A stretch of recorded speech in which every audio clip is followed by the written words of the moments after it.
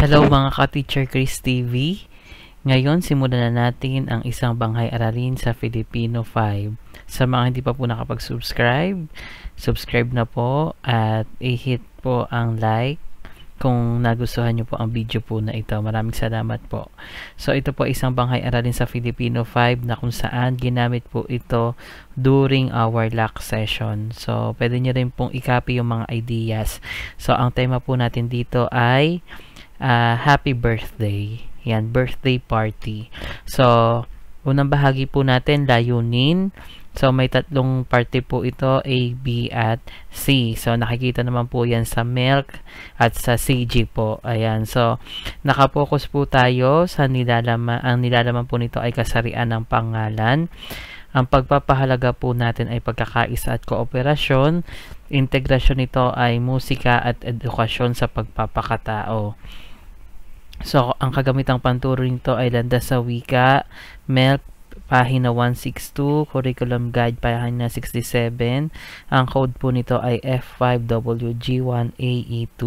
So, ito na po yung mga kailangan nating gamit. Yan. So, ito po ay tinuro gamit po ang Google Meet.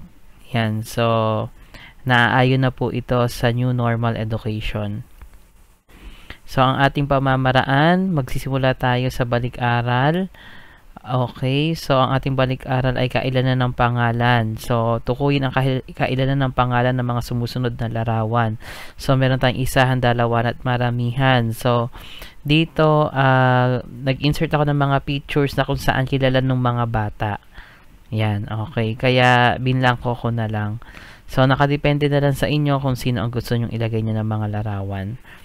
Sa paghahabi ng layunin ng aralin, kakanta sila ng happy birthday song. So, actually, yung nilagay ko ditong picture ay saktong-sakto kasi nung nag-demo ko ay birthday ng aking co-teacher, Nina ko pa sa kasal. Yan. So, integrasyon sa musika. So, sino ang may kaarawan? Kapag sinabi natin integrasyon sa musika, ibig sabihin, dapat magtanong rin tayo all about music. So, pwede sabihin ano yung beat, ano yung tempo, mga ganon. Okay.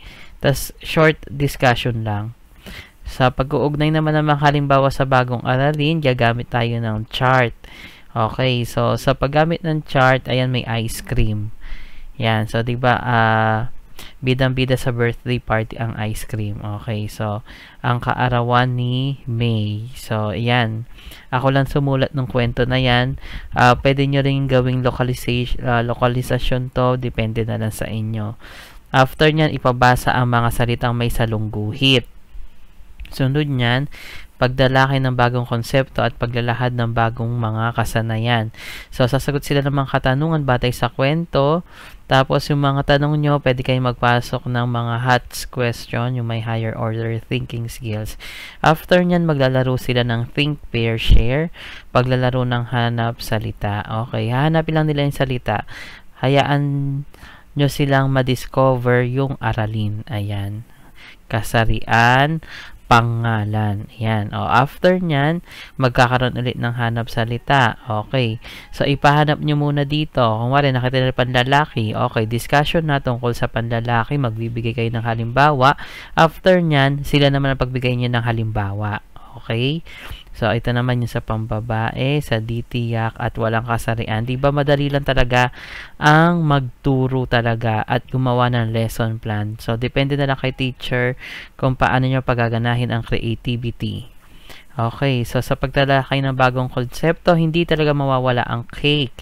Yan, so, ibibigay ko rin sa inyo yung PowerPoint presentation nito. Soon, i-upload ko rin dito sa YouTube channel ko.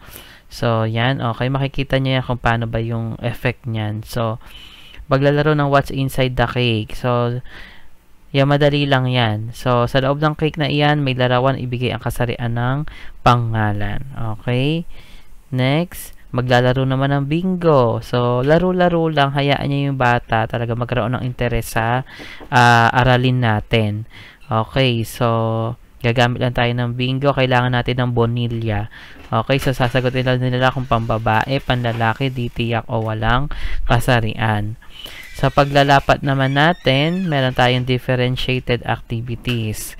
So, may laro, may pagtukoy, meron ding dula-dulaan. Okay, so, ibig sabihin, yung differentiated activities dapat beforehand, alam nyo na kung saan, kung ano yung kagustuhan ng inyong mga bata.